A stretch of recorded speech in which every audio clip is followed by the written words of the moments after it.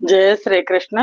शुक्लांबरधरं विष्णुं शशिवर्णं चतुर्भुजं प्रसन्नवदनं ध्यायेत् सर्वविघ्नोपशान्तये।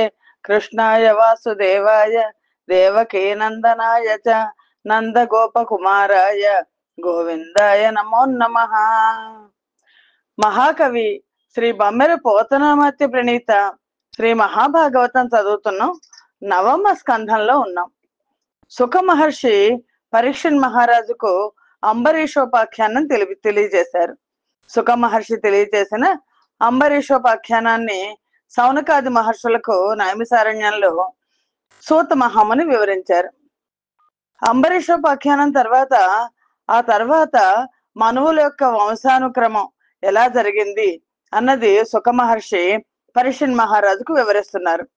భారత భాగవతాలన్నీ కూడా చాలా గొప్ప చరిత్ర పుస్తకాలు. ఎందుకంటే చక్కగా వంశావళంతా కూడా ఇందులో వివరిస్తారు. సుఖ మహర్షి తెలియజేస్తున్నారు. అంబరీషుడు తపస్సు చేసుకోవడానికి వెళ్ళిపోయాడు. అంబరీషుడికి విరూపుడు, కేతుమంతుడు, శంభుడు అనే ముగ్గురు కొడుకులు ఉన్నారు. వాళ్ళల్లో శంభుడు, కేతుమంతుడు ఇద్దరు శ్రీ మహావిష్ణువుని గురించి తపస్సు చేసుకోవడం కోసం అడవులకు వెళ్ళిపోయారు. విరూపుడికి పృషదస్వుడు అనే కుమారుడు కలిగాడు. ఆ పృషదస్వుడికి రథీతరుడు అనే కుమారుడు జన్మించాడు. ఈ రథీతరుడికి సంతానం కలగలేదు. అప్పుడు అతనికి సంతానం కలగకపోవడం వల్ల అంగిరసుడు అనే మహర్షి అతని భార్య యందు బ్రహ్మ తేజోనిధులైన కుమారులను పుట్టించారు. వాళ్ళందరూ కూడా రథీతర గోత్రులుగా, అంగిరసులు అనే బ్రాహ్మణులుగా లోకంలో అందరికంటే ప్రసిద్ధులై వర్ధిల్లారు అని చెప్పి సుఖ మహర్షి తర్వాత ఇక్ష్వాకు వంశం ఎలా వచ్చింది అన్నది చెప్తున్నారు. ఇక్ష్వాకు వంశానుక్రమణం చెప్తున్నారు.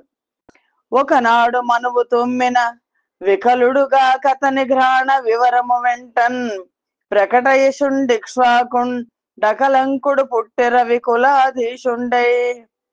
ఒకరోజు వైవస్వత మనువు తుమ్ము వచ్చిందట. తుమ్ము వస్తే ఆయన తుమ్మేసరికి మిగిలిన ఇబ్బందులు ఏం కలగలేదు. కానీ ఆ ముగ్గురు అందరం నుంచి సూర్యవంశ దీపకుడైన ఇక్ష్వాకుడు అనే కీర్తిశాలి పుణ్యాత్ముడు జన్మించాడు.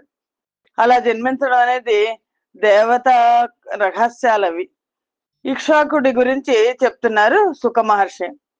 ఇక్ష్వాకునకు పుత్రులు ఎలమి పుట్టిరి నూర్వు రమరవి కుక్షయు నిమియు దండకొండు నాతని పెద్ద కొడుకులు మువ్వురు ఆర్యావర్తమందు హిమాచలంబు వింధ్యాద్రి మధ్య ముర్వి మండలము కొంత ఏలిరి 27 పొందున నా తూర్పు భూమి పాలించిరి ఎందరూ పడమటి కదిపులైరి యున్న 47 నుత్తరోర్వి దక్షిణోర్వి యుగాచిరి తండ్రి ఎంత నష్టక శ్రాద్ధమునరెంతు ననుతు నగ్ర సుతు వికూక్షి నిరీక్షించి శుద్ధమైన మాంసఖండంబు తెమ్మనే మహిత యశుడు. ఆ ఇక్ష్వాకుడు వైవస్వత మను యొక్క ముక్కులోంచి జన్మించాడు. ఆ ఇక్ష్వాకుడికి చాలా గొప్పవాడు, గొప్ప తేజస్సు కలిగిన వాడు. ఆయనకి 9 కొడుకులు కలిగారు. వాళ్ళల్లో 3 వికుక్షి, నిమి, దండకుడు అనేవాళ్ళు పెద్దవాళ్ళు. వాళ్ళు ఆర్యావర్తంలో హిమాచలము, వింధ్యాచలం మధ్య భాగంలో ఉన్న భూభాగం అంతా కూడా కొంత పరిపాలించారు. 25 కుమారులు తూర్పు ప్రాంత భాగాన్ని పరిపాలించారు. అంతే మంది అంటే ఇంకో 25 మంది పడమటి భాగానికి పరిపాలించారు. మిగిలిన 47 మంది ఈ పైన 3 కాక ఉత్తర దక్షిణ దిక్కుల్లో ఉన్న భూమిని మొత్తాన్ని పరిపాలించారు. ఇలా కొంతకాలం జరుగుతోంది. ఇక్ష్వాకు మహారాజు తన జ్యేష్ఠ కుమారుడైన వికుష్ని పిలిచి అష్టకా శ్రాద్ధ కర్మ చేయాలనుంది, అందుకు పరిశుద్ధమైన మాంసం కావాలి, తీసుకురావాల్సింది అని చెప్పారు. అంటే ఈ భాగవత గాథను బట్టి మనకు ఏమర్థం అవుతుందంటే శ్రాద్ధ కర్మల్లో మాంసాన్ని ఉపయోగించేవాళ్ళు అని. అష్టకా శ్రాద్ధం అంటే బహుళపక్ష అష్టమి నాడు హేమంత శిశిర ఋతువుల్లో పితృదేవతల ప్రీత్యర్థం కోసం చేసే శ్రాద్ధ కర్మ. వికుష్ని పిలిచి చెప్పాడు, నువ్వు వెళ్ళి తీసుకురా, మంచి మాంసం తీసుకురా అని. మాంసం తీసుకురావాలంటే వెళ్ళి వేటకెళ్ళాలి. అగుగా కంచు వికుక్షి వేటసని ఘోరారణ్య భూమిందగన్ మృగ సంఘంబుల జంపి బిట్టలసి తామే నొల్లబో నాకటన్ సగమయ్యొక్క శశంబు బట్టి తిని శేషంబైన మాంసంబు శ్రీఘ్రగతిన్ తండ్రికి తెచ్చి ఇచ్చే నకలంక స్ఫూర్తి వర్ధిల్లగాన్. వికుక్షుని వెళ్ళి వేటకెళ్ళి పరిశుద్ధమైన మాంసం తీసుకురా అని పంపించాడు. అలాగే అంటూ తండ్రితో చెప్పి వికుక్షి వేట నిమిత్తం ఘోరారణ్యానికి వెళ్ళాడు. చాలా మృగాలను చంపాడు. బడలికతో శరీరం చాలా అలసిపోయింది. అందులో వికుక్షకు కూడా బాగా ఆకలిస్తోంది. దాంతో అతను ఏంటంటే ఒక కుందేలుని పట్టి దాన్ని వధించి దాని మాంసాన్ని ఆరగించాడు. బస్సు అప్పట్లో అక్కడికక్కడ నిప్పు వెలిగించుకొని కాల్చుకొని తినుంటాడు. మిగిలిన మాంసాన్ని అంతా కూడా తను వేటకెళ్ళి చంపిన జంతువుల మాంసాన్నంతా ఈ మిగిలిన ఈ కుందేలు మాంసంతో పాటు కలిపి మిగిలిన మాంసాన్ని భుక్త శేషాన్నం నైవేద్యానికి పనికిరాదు అని తెలియదు అతనికి. శీఘ్రమే తెచ్చి తండ్రి తలపెట్టిన శ్రాద్ధ కర్మ నిమిత్తం ఆయనకు సమర్పించాడు. అప్పుడు ఇది నిజానికి నైవేద్యానికి పనికిరాదు. కుల గురుండు వశిష్ఠుడంతా వికుక్షి కుందెలు తింటలో ఫలనిరింగు ఎనర్హమెంగిలి పైతృకం బొనరింపగా వలదు వీడు దురాత్మకుండన వాని తండ్రియు వాని జంతలను చేరగనీక దేశము దాటిపో నడిచెన్వడిన్. కులగురువు అన్ని కనుక్కున్నాడు. వాళ్ళ కులగురువు వశిష్ఠ మహర్షి. వశిష్ఠ మహర్షి అతీంద్రియ జ్ఞానంతో వికుక్షి కుందేటి మాంసాన్ని తిన్నాడు, తిని ఆ మిగిలింది కొంచెం మిగిలితే అది పట్టుకొచ్చి ఇచ్చాడు అని దాన్ని గ్రహించి ఎంగిలైంది కాబట్టి ఇది పితృకర్మకు పనికిరాదు, వీడు దుర్మార్గుడు, వీడు దురాత్మకుడు, ముందు అక్కడ వేట చేసి ముందు తను తిన్నాడు అని వికుక్షు గురించి ఆ తండ్రికి చెప్పాడు. తండ్రికి ఇక్ష్వాకుడికి చాలా కోపం వచ్చింది. వచ్చి వికుక్షుని అన్నాడు, నువ్వు దేశం వదిలిపెట్టి వెళ్ళిపో అని చెప్పేసి ఆదేశించాడు. కొడుకు వెడలగొట్టి గుణవంతుడు ఇక్ష్వాకు వశిష్ఠుడేమి ఆనతిచ్చే నదియు చేసి యోగి యైవనం మునగళే వరము విడిచి ముక్తి పదము నొందే. అలా కొడుకుని దేశం వదిలిపెట్టి వెళ్ళిపోమన్నాడు. వాడు దేశం వదిలిపెట్టి వెళ్ళిపోయాడు. వశిష్ఠుడు ఏం చేయమని ఆదేశిస్తే అది చేశాడు. చేసి ఇక్ష్వాకు మహారాజు దాన్ని ఆచరించి యోగి అయిన తర్వాత వనాలకు వెళ్ళిపోయాడు. వెళ్ళి వానప్రస్థానికి వెళ్ళి ఆ తర్వాత సన్యాసం తీసుకున్నాడు. శరీరాన్ని వదిలిపెట్టేసి ఇక్ష్వాకుడు ముక్తి పదాన్ని చేరుకున్నాడు. సరే, ముక్తి పదాన్ని చేరుకున్నాడు. మరి ఈ రాజ్యాన్ని పరిపాలించే వాళ్ళు ఎవరున్నారు? ఎందుకంటే అందరికీ అన్ని భాగాలు ఇచ్చేశాడు.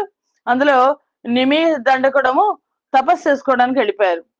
దాంతో వికుషి మళ్ళా వెనక్కి రావాల్సి వచ్చింది. జనకుడు ముక్తి బొంద నయశాలి వికుక్షి శశాదుడందు భూజనులును తింపని ధరణి చక్రమశేషము నేలి యాగముల్ గొన కొన చేసే ప్రీతి హరిగూర్చి పురంజయు పుత్రుగాంచే బేర్కొనెన మరేంద్ర వాహుడు గకుత్సుడు నంతును వాని లోకముల్. తండ్రి వెళ్ళిపోయాడు, లోకాంతరగతుడయ్యాడు, ముక్తి పొందాడని తెలిసి ఆ వికుక్షి వెనక్కి తిరిగి వచ్చాడు. కానీ అదే పేరుతో రాలేదు, శశాదుడు అనే పేరుతో వచ్చాడు. వచ్చి ప్రజానుకూలుడై అశేష రాజ్యాన్ని పరిపాలించాడు. విష్ణువును ఉద్దేశించి పలు యజ్ఞ యాగాదులు కూడా నిర్వహించాడు. అతనికి పురంజయుడు అనే పుత్రుడు కలిగాడు. అతన్ని లోకం ఈ పురంజయుడిని అమరేంద్ర వాహుడు, కకుత్సుడు అనే పేర్లతో పిలిచింది. అమరేంద్ర వాహుడు అంటే ఏంటి? ఇంద్రుడు వాహనంగా కలవాడు. కకుత్సుడు అంటే ఎద్దు మూపుపై ఆసీనుడైన వాడు. ఎందుకు ఈ పురంజయుడికి అమరేంద్ర వాహుడు, కకుత్సుడు అనే పేర్లు వచ్చాయి అన్నది సుఖ మహర్షి చెప్తున్నారు. కృత యుగాంతంబున దితి సుత మరులకు రణమయ్యనందున రాక్షసులకు నమర వల్లభుడోడి హరితోడ చెప్పిన జలజనేత్రుడు పురంజయుని యందు వచ్చి నేనుండెద వాసవ వృషభంబవై మోవుమని పల్క నమర విభుడు గోరాజమూర్తి కకుత్ప్రదేశంబున నా పురంజయు మోచనంతనతడు విష్ణు తేజంబు తనయంద విస్తరిల్ల దివ్య చాపంబు చేపట్టి దీర్ఘనిశిత బాణముల బోని వేల్పులు ప్రస్తుతింప నంత కాలాగ్ని చాట్పున ననికెవ నడిచే. కృతయుగాంతంలో దైత్యులకు దేవతలకు, రాక్షసులకు దేవతలకు పెద్ద యుద్ధం వచ్చింది. అందులో ఇంద్రుడు ఓడిపోయాడు. ఓడిపోయి వెళ్ళిపోయి శ్రీ మహావిష్ణువుని ఆశ్రయించాడు. ఆశ్రయిస్తే అప్పుడు ఆ శ్రీ మహావిష్ణువు ఏమన్నా అంటే ఇంద్రుడితో, ఇక్కడ భూలోకంలో పురంజయుడు పరిపాలిస్తున్నాడు, అతను గొప్ప యుద్ధ వీరుడు, నేను ఆ పురంజయుడిని ఆవహిస్తాను, నువ్వు వృషభ రూపంలో ఆయన మోయాల్సింది అని చెప్పాడు. అప్పుడు ఇంద్రుడు అలా వృషభ రూపాన్ని ధరించి పురంజయుడిని తన మూపు మీద ఎక్కించుకుని మోసాడు. పురంజయుడు విష్ణు తేజం అంతా తను ఆవహించగా దివ్యమైన ధనస్సును ధరించి పదునైనవి పొడవైనవి అనే బాణాలను సమకూర్చుకొని దేవతలు జయజయలు పలుకుతుంటే కాలాగ్నిలాగా సమరభూమికి వెళ్ళాడు. అందుకని పురంజయుడిని అమరేంద్ర వాహుడు అంటే ఇంద్రుడు వాహనంగా కలవాడని, కకుత్సుడు అంటే ఎద్దు మూపు మీద ఆసీనుడైన వాడని 2 పేర్లు తెచ్చుకున్నాడు. నడచి శరావళిందను జనాధులమేనులు చెంచి కంఠముల్ దొడి త్రుంచి కాలు పొంగ్ త్రోవకు కొందర బుచ్చి కొందరన్ వడిసు నురగాలయంబున నివాసము సేయగ దోలియంత నూరడక నిశాచరేంద్రుల పూరంబులు గూర్చె పురంజయాఖ్యతన్. పురంజయుడు వెళ్ళి బాణాలతో యుద్ధానికి వెళ్ళాడు. పెద్ద పెద్ద బాణాలు తీసుకున్నాడు, వెళ్ళాడు. రాక్షసులను బాణాలతో శరీరాలు తూట్లు పడేట్టుగా కొట్టాడు. తలలన్నీ తరిగేశాడు. కొంతమందిని యమపురికి పంపించాడు, మరి కొంతమందిని నాగలోకానికి పారిపోయేట్టు చేశాడు. అంతటితో ఊరుకోక వాళ్ళ పట్టణాలన్నీ నేలమట్టం చేశాడు. అందుకని పురంజయుడు అంటే పురాలను జయించిన వాడు అని అర్థం కాబట్టి ఆ పురంజయుడు అనే పేరు సార్థకమైంది. అలా శశాదపుత్రుడు రాక్షసుల పట్టణాలను జయించడం వల్ల పురంజయుడని, వృషభ రూపంలో ఇంద్రుడు తనకు వాహనం కావడం వల్ల ఇంద్రవాహనుడని, ఆయన మూపురం మీద ఎక్కి యుద్ధం చేశాడు కాబట్టి కకుత్సుడని, అంటే కకుత్స వంశం. ఇప్పుడు కకుత్స కులతిలక అని శ్రీరామచంద్రమూర్తిని కూడా అంటాం మనం. అతనికి 3 పేర్లు ప్రసిద్ధమైన. దైత్యుల సర్వధనాన్ని ఓడించాడు కదా దానవులను, మొత్తం ఇంద్రుని పరం చేశాడు. ఆ పురంజయునికి అలాగా గొప్పవాడయ్యాడు పురంజయుడు. పురంజయునికి అనేనసుడు అనే అతను జన్మించాడు. ఆ అనేనసుడు కుమారుడు పృథుడు. పృథునికి విశ్వగంధుడు జన్మించాడు. విశ్వగంధునికి చంద్రుడు జన్మించాడు. చంద్రునికి యవనాసుడు పుట్టాడు. అతనికి శావస్తుడు అనే కుమారుడు జన్మించాడు. ఈ శావస్తుడు తన పేర శావస్తి అనే నగరాన్ని నిర్మించుకున్నాడు. శావస్తుడు కుమారుడు బృహదశ్వుడు. బృహదశ్వుని కుమారుడు కువలయాసుడు. లావు మెరసీరువది ఒక వేవరు నందనులు దాను వీరుడతడు భూ దేవుడు దంకుడు పనుప దురావహుడై చంపెదుందున దుందునమరా బంధున్. కువలయాసుడు గురించి చెప్తున్నారు సుఖ మహర్షి పరీక్షణ్ మహారాజుకి. ఈ కువలయాసుడు చాలా గొప్పవాడు. ఆయనకి 21,000 మంది కుమారులు. తన 21,000 మంది కుమారులతో ఉదంకుడు అనే బ్రాహ్మణుడి ఆజ్ఞ చొప్పున బహు పరాక్రమంతో దుందుడు అనే రాక్షసుని వధించాడు కువలయాసుడు. ఆ కారణంగా కువలయాసునికి దుందుమారుడు అనే పేరు స్థిరపడింది. అయితే ఆ రాక్షసుని ముఖం నుండి వెలువడిన అగ్నిజ్వాలలకు చిక్కి ఆయన కుమారుల్లో దృఢాశ్వుడు, కపిలాశ్వుడు, భద్రాశ్వుడు అనే 3 తప్ప మిగిలిన వాళ్ళందరూ కూడా భస్మం అయిపోయారు. అందులో దృఢాశ్వునికి హర్యశ్వుడు అనేవాడు జన్మించాడు. హర్యశ్వుడికి నికుంభుడు అనేవాడు జన్మించాడు. నికుంభుడికి బర్హణాసుడు అనేవారు జన్మించాడు. ఆయనకి బర్హణాసునికి కృశాశ్వుడు అనేవాడు జన్మించాడు. కృశాశ్వునికి సేనజిత్తు జన్మించాడు. సేనజిత్తుకు యువనాశ్వుడు జన్మించాడు. ఈ యువనాశ్వుడికి 100 మంది భార్యలు ఉన్నారు. అయితే వాళ్ళలో ఎవరికి కూడా సంతానం కలగలేదు. ఇదేమిటా అని వాళ్ళు చాలా ఆశ్చర్యపోయారు. మునులు రాజు పట్ల జాలిపడి ఆయన చేత ఇంద్రుడిని ఉద్దేశించి ఇంద్రయాగం చేయించారు. యువనాశ్వుడికి 100 భార్యలు, అయినా ఎవరికి సంతానం కలగకపోతే ఆ యువనాశ్వుడి చేత ఇంద్రయాగం చేయించారు మహర్షులు. ఆ ఇంద్రయాగం చేయించడం వల్ల మాంధాత జన్మించారు. మాంధాత వృత్తాంతాన్ని సుఖ మహర్షి పరీక్షణ్ మహారాజుకు తెలియజేస్తున్నారు. మాంధాత జన్మమే కొంచెం విచిత్రంగా ఉంటుంది. భూమి సుభార్యకు పుత్ర లాభమునకై పోయు తలంపున భూమి సురులు జలమును మంత్రించి జల కలసము దాచి నియమంబుతో గోడి నిద్రవోవ ధరణీశ్వరుడు పేరు దప్పితో నారాత్రి ధృతి లేక యజ్ఞ మందిరము జొచ్చి యా నీరు ద్రావినానంత మేల్కని వార లెవ్వడు ద్రావె నీరెందు పోయే ననుచు రాజు ద్రావుటంతయు భావించి ఎరిగి చోద్యమంది ఈశ్వరాజ్ఞ ఎవ్వడు ఒప్పుగడవనీశ్వరునకు నమస్కారమనుచు నేది కార్యమనుచు. ఈ మహర్షులందరూ కలిసి ఆ యువనాశ్వడికి పిల్లలు పుట్టడం కోసం ఇంద్రయజ్ఞం చేయించారు. ఆ యజ్ఞం చేయించినప్పుడు ఆ మహర్షులందరూ ఏం చేశారంటే జలాన్ని మంత్రించి ఒక కలశంలో పోశారు. పోసి అది రాజుగారి భార్య చేత తాగిద్దామని అనుకున్నారు. కానీ రాత్రి అయిపోయిందని చెప్పి రాజుగారి భార్యకి ఇద్దామనే తలంపుతో దాన్ని ఆ యజ్ఞశాలలోనే దాచిపెట్టి వీళ్ళందరూ పడుకున్నారు మహర్షులు. ఒక రాత్రి వేళ రాజుగారికి మెళుకు వచ్చింది యువనాశ్వడికి. ఆయనకి చాలా దాహం వేసింది, విపరీతమైన దప్పికేసింది. ఆయన కూడా యజ్ఞం చేస్తున్నారు కదా, దాంట్లో ఉన్నారు కాబట్టి అలసిపోయి ఉన్నారు, చాలా దప్పికేసింది. ఆయన యజ్ఞ మందిరంలో అంతా వెతుక్కుంటే ఈ కలశంలో ఉన్న నీళ్లు కనిపించాయి. ఆ నీళ్లు కాస్త తాగేశారు. తర్వాత మహర్షులు నిద్ర లేచి చూస్తే ఆ నీళ్లు లేవు. ఈ నీళ్లు ఎవరు తాగుంటారా అని ఆలోచించి దివ్య జ్ఞానంతో చూశారు, దివ్య దృష్టితో. అవి రాజే తాగేశాడు అని గ్రహించి ఆశ్చర్యపోయి ఇదంతా ఈశ్వరేచ్ఛ, ఇలా ఉన్నప్పుడు మనం ఏం చేస్తాము, ఎవరు మాత్రం చేయగలిగింది ఏముంది అని తమలో తాము సమాధాన పడి భగవంతుడికి ఒక నమస్కారం పెట్టేసుకుని ఇంకా మేము చేయగలిగింది ఏమీ లేదు అని అనుకున్నారు. అనుకుంటే ఈ రాజు కాస్త ఆ మంత్రజలాన్ని తాగేశారు కదా. ఇలా వాళ్ళు చింతిస్తుంటేనే కొంతసేపటికి ఈ యువనాశ్వడికి గర్భంలోకి పిల్లాడు వచ్చేసి ఆ పిల్లాడు కాస్త కడుపు చీల్చుకుని బయటకు వచ్చేసాడు. ఎలా ఉన్నాడంటే చక్రవర్తి లక్షణాలతో కుమారుడు ఉన్నాడు, కానీ వచ్చేసాడు బయటికి. తల్లి లేదు కదా, పాల కోసం ఏడుస్తున్నాడు. ఇది ఇంద్రయాగం కదా. వెంటనే ఇంద్రుడు వచ్చేసాడు. తన తన దయతో పుట్టినవాడు కదా, తన కృపతో పుట్టినవాడు. అందుకని ఇంద్రుడు వచ్చేసి ఆకలి తీరడం కోసం ఆ పిల్లాడికి ఆ శిశువు నోట్లో తన వేలుని పెట్టాడు, చూపుడు వేలుని. అలా శిశువు ఆ వేలుని చీకుతూ అది నెమ్మదిగా అతనికి ఆకలి పోయింది. అలా వేలుని కుడిచిన కారణంగా అతన్ని మాంధాత అనే పేరు వచ్చింది అని చెప్పి ఇంద్రుడు వెళ్ళిపోయాడు.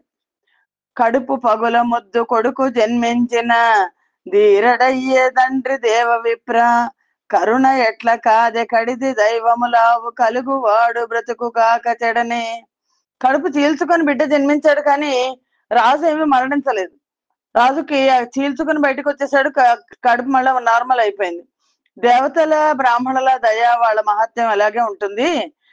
దైవ సహాయం పుష్కలంగా ఉన్నవాడు సుఖంగా బతుకుతాడు కదా, ఎందుకు చెడిపోతాడు అని చెప్పేసి సుఖ మహర్షి చెప్పి ఇంకా ఇలా బతికున్న యువనాసుడు కొంతకాలం తర్వాత తపస్సు చేయడం కోసం వెళ్ళిపోయి రాజ్యాన్ని మాంధాతకు అప్పగించేశాడు, సిద్ధి పొందాడు.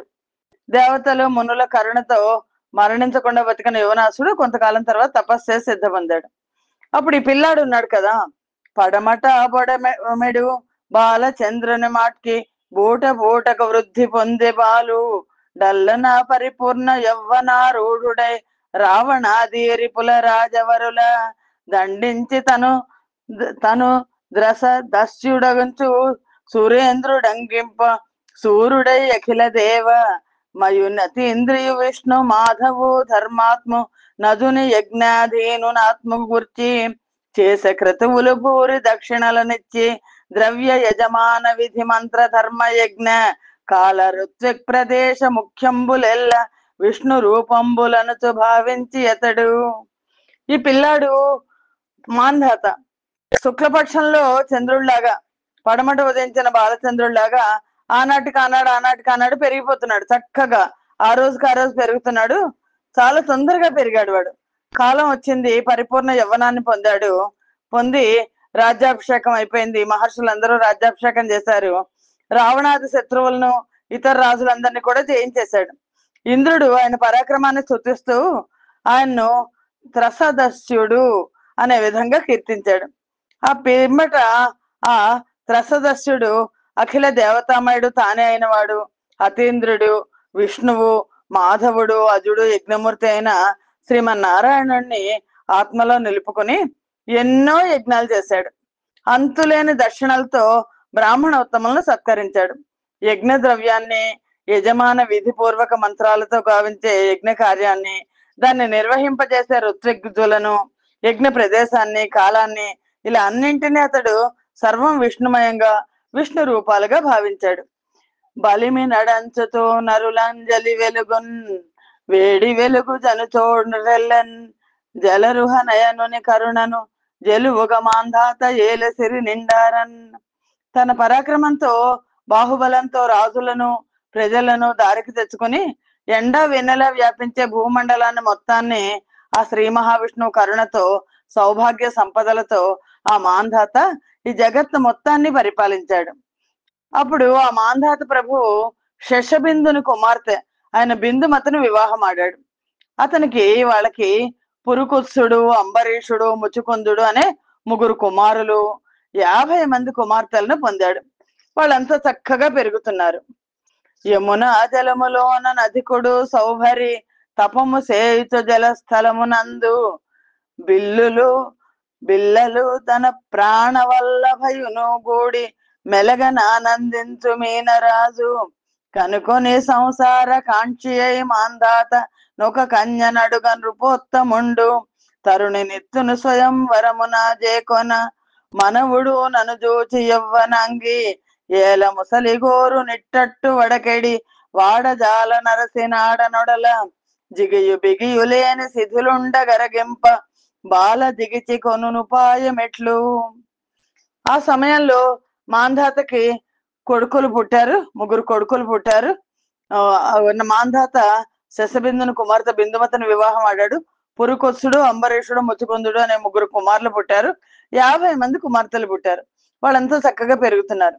ఈ లోపల ఒక సంఘటన జరిగింది. ఆ సంఘటన ఏంటంటే, ఆ సమయంలో సౌభరి అనే ఒక గొప్ప తపస్వి, ఒక మహర్షి, ఆయన యమునా నది జలాల్లో తపస్సు చేసుకుంటూ అక్కడ ధ్యానం చేసుకుంటున్నారు. ఆ ధ్యానం చేస్తుంటే ఆయన నీళ్ళల్లో ఒక చేపల రాజు తన పిల్లలతో, భార్యతో సుఖంగా కాలక్షేపం చేయడం చూసి, అయ్యో నేను ఇప్పటిదాకా పెళ్లి చేసుకోలేదు, నేను కూడా పెళ్లి చేసుకుంటే నాకు కూడా భార్య పిల్లలు ఉంటారు కదా అని, మాంధాతకి 50 మంది పిల్లలు ఉన్నారు కదా, ఒక అమ్మాయిని నాకు ఇచ్చి పెళ్లి చేయమని అడుగుతాను అని మాంధాత ప్రభువుని తనకు ఒక కన్యనిమ్మని వెళ్ళి అడిగాడు. అంటే మాంధాత అన్నాడు, అలాగే ఇస్తాను, దానికేమి, నేను నా పిల్లలకి, ఆడపిల్లలకి స్వయంవరం ప్రకటిస్తున్నాను, నువ్వు అక్కడికి రా, వస్తే స్వయంవరంలో ఒక కుమార్తె, నా కుమార్తెను ఒక దాన్ని పొందొచ్చు నువ్వు అని చెప్పాడు. అప్పుడు ఈ సౌభరి మహర్షి ఆలోచనలో పడ్డాడు. స్వయంవరం అంటున్నాడు, ఇప్పుడు స్వయంవరంలో అమ్మాయిలు తనకు కావాల్సిన వరుణ్ణి ఎన్నుకుంటారు. ఇప్పుడు నన్ను ఎవరు ఎన్నుకుంటారు? ఎందుకంటే నేనేమో ముసలివాడిని, యవ్వనవతి నన్ను ఎలా వరిస్తుంది? నా దేహం ఏమో వణికిపోతోంది, తల నెరిసిపోతోంది, శరీరం జిగి బిగి లేక పట్టు తప్పిపోయింది. అయినప్పుడు ఇంకా కన్యను పొందడం ఎలా?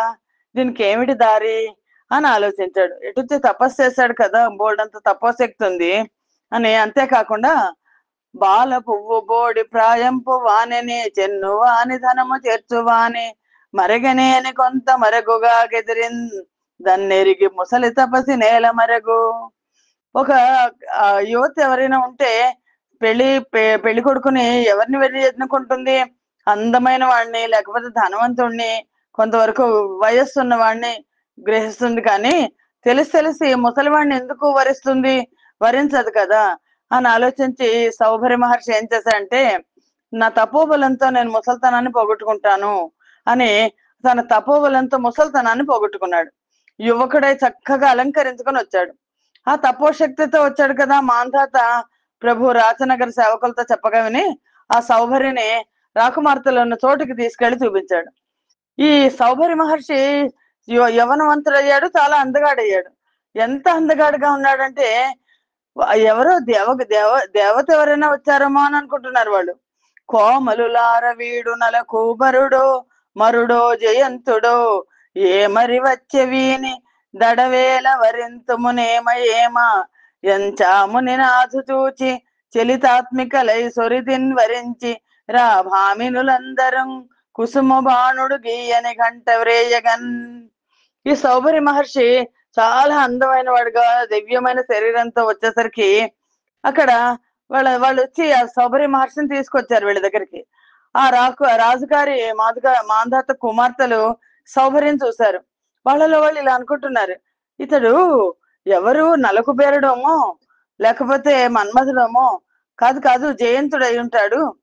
ఏదో ఎక్కడో పొరపాటున బయలుదేరి ఇక్కడికి వచ్చి ఉంటాడు, ఇంకా మనం ఎందుకు జాగు చేయడం అని వాళ్ళలో వాళ్ళు కూడబలుకొని మొత్తం మన్మధుడికి భీమంటూ గంటకు మోగిస్తే ఎలా కనుక కంపించిపోతామో అలా వాళ్ళ మనసులు కంపించిపోయాయి అన్నట్టు అందరూ కలిసి సౌభరి మహర్షిని నేను వివాహం చేసుకుంటామని సౌభరి అందానికి ముగ్ధులైన కోమలందరూ ఒక్కటే ఆయన్ని వరించారు.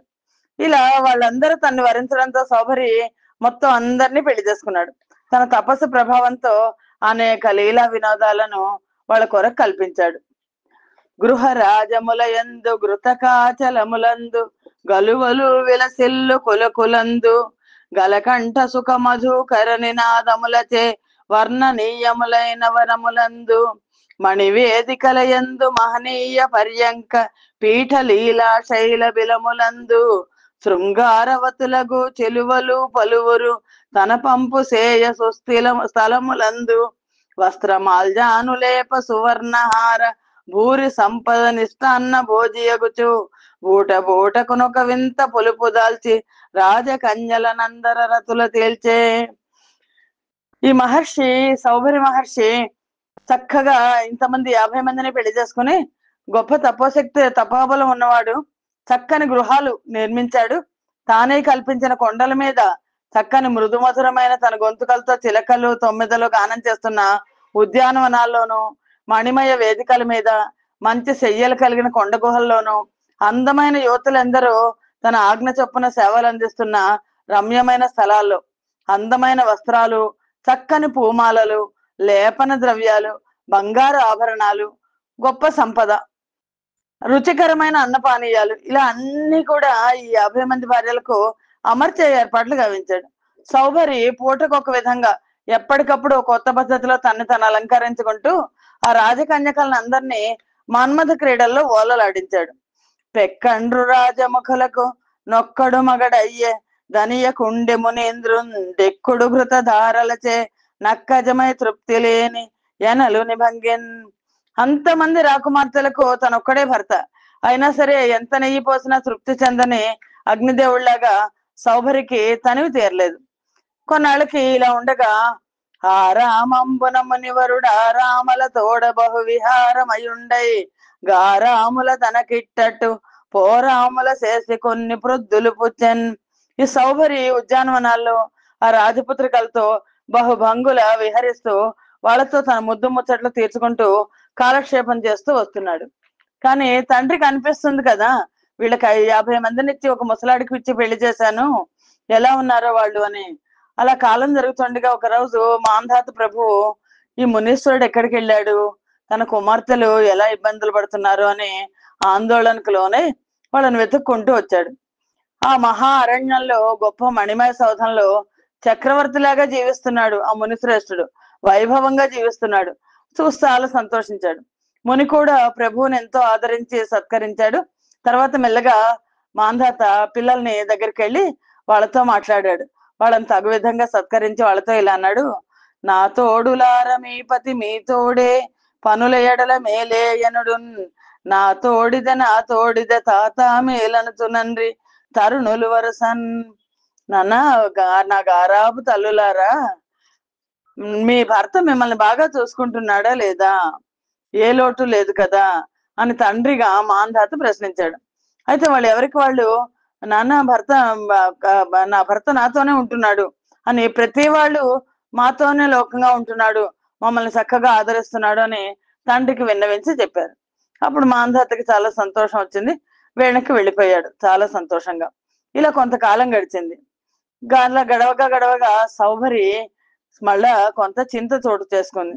ఏంటంటే యమునలో ఆ మీన దంపతుల సంగమాన్ని చూసి చేసిన తప్పిదం వల్ల కదా నాకు ఈ సంసారం అంచి వచ్చింది అని పశ్చాత్తాపానికి లోనయ్యాడు. తనలో తను ఇలా అనుకుంటున్నాడు: ఉపవాసంబులడయ్యుటో విషయ సంయోగంబు వర్ణించుటో తపమంబుని చరించుటో హరిపద ధ్యానంబునన్ నిల్చుటో యపలాపంబున నేల పొందితి హతం బయ్యన్ తపంబెల్ల నీ కపట స్త్రీ పరిరంభముల్ మునులకు గైవల్య సంసిద్ధులై. నెమ్మదిగా ఇంకా తపోబలం తగ్గుతోంది. అయ్యో ఇదేంటి, నేను మునిని అయిపోయిండి ఇలా అయిపోయాను. ముని అన్నవాడు ఉపవాసాలు చేయాలి, విషయ భోగాలను దగ్గరకు రానియకూడదు కదా, కోరి తపస్సు చేయాలి, శ్రీహరి పాదాలయందు మనస్సును లగ్నం చేయాలి, ఇవి కదా తాపస్సు చేయాల్సిన పనులు. వాటన్నిటిని వదిలేశాను నేను. ఈ ఆడవాళ్ల కౌగిళ్లలో సుఖాన్ని మరిగానేంటి, చేసిన తపస్సు అంతా వ్యర్థమైపోయింది. అయ్యో మనస్సును మోసం చేసుకున్నాను. దాన్ని లోగనే స్త్రీల కౌగిళ్ళు కాదు కదా, మునులకు కైవల్య సిద్ధిని కలిగించేది ఏంటి అని అని ముని నట తత్వవేది నట మోక్షమ కాని సుఖంబులెవ్వియుంజనవట కాంతలేబదట సౌధ చేయంబట వాసదేశముందనయులు 5,000 నిదానము మీన కుటుంబి సౌఖ్యమున్ గనుటట చెల్లరే నగవుగాక మహాత్ములు సూచి మెత్తురే. ఆ సౌభరి మహర్షి అనుకుంటున్నాడు, నేనే మునిని కావడం ఏంటి, తాత్విక చింతన చేయడం ఏంటి, మోక్షం తప్ప సుఖాన్ని ఇచ్చేది ఇంకోటి లేదు అని అనుకోవడం ఏంటి, మరి ఇదేమిటి, 50 మంది భార్యల, మేడల, మిద్దెల నివాసమో సౌధంలోన, 5,000 మందిట వాళ్ళకి పిల్లలు, 5,000 మంది కుమారుల. అయ్యో దీని అంతటికే కారణం ఆ మీన సంసారాన్ని, చేపల సంసారాన్ని చూడటం కదా. అయ్యో హవ్వ, మహాత్ములు మెచ్చుకునే పనేనా ఇది అని. తపము సేయువాడు తత్వజ్ఞుడగువాడు నెలమి మోక్షమిచ్చనెంచువాడు నేక తంబు విడిచి ఏర్పడా నేరడు కాపురంబు సేయుగరటి తపసి.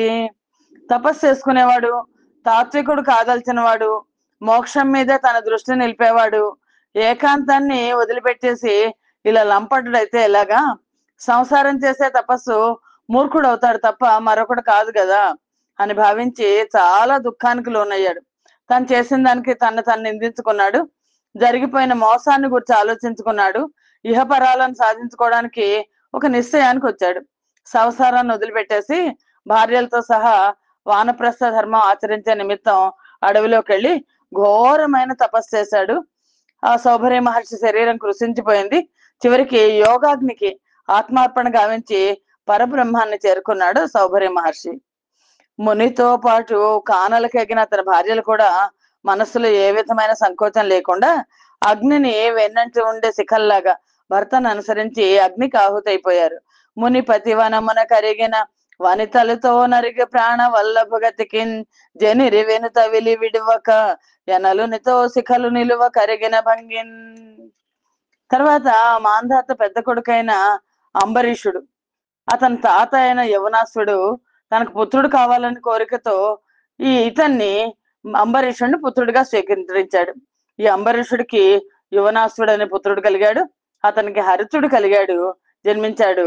ఆ కారణంగా మాంధాతృ గోత్రానికి అంబరీష, యువనాశ్వ, హరితులు ప్రవర పురుషులయ్యారు. మాంధాత రెండో కుమారుడు పురుకుత్సుడు, అతన్ని నాగ కుమారులు రసాతల లోకానికి తీసుకెళ్లిపోయారు. తమ చెల్లెలు నర్మదనిచ్చి వివాహం చేశారు. ఈ పురుకుత్సుడు అక్కడ గంధర్వరాజులు అనేక మందిని సంహరించాడు. అంతేకాక నాగలోక సంచారాన్ని తలుచుకునే వారికి సర్పాల వల్ల ఏ విధమైన హాని భయం లేకుండా ఉండే రకంగా నాగలోక వాసుల నుంచి వరం పొంది ఆయన ఈ లోకానికి మళ్ళీ తిరిగి వచ్చాడు. ఆ పురుకుత్సునికి త్రసదస్యుడు అంటే అనరణ్యుడు జన్మించాడు. అనరణ్యుడికి హర్యస్వుడు అనే కుమారుడు కలిగాడు. అతనికి అరుణుడు, అరుణుడికి త్రిబంధనుడు కలిగాడు. అతనికి సత్యవ్రతుడు జన్మించాడు. ఈ సత్యవ్రతుడే త్రిశంకుడు అని పేరు పొందాడు అని ఇక్కడ సుఖ మహర్షి హరిశ్చంద్రుడి కథ చెప్పడం మొదలు పెట్టారు. ఈ సంచికని ఇప్పటితో ఆపుదాం. స్వస్తి ప్రజాభ్య పరిపాలయంతాం న్యాయేన మార్గేణ మహిమహేషా గోబ్రాహ్మణేభ్య శుభమస్తు నిత్యం లోకా సమస్తా సుఖినో భవంతు. సర్వం శ్రీకృష్ణార్పణమస్తు. యదక్షర పదభ్రష్టం మాత్రహీనంతే భవేత్ తత్సర్వం క్షమ్యతాం దేవ. నారాయణ నమోస్తుతే. శ్రీమన్నారాయణ నమోస్తుతే. జయ శ్రీకృష్ణ.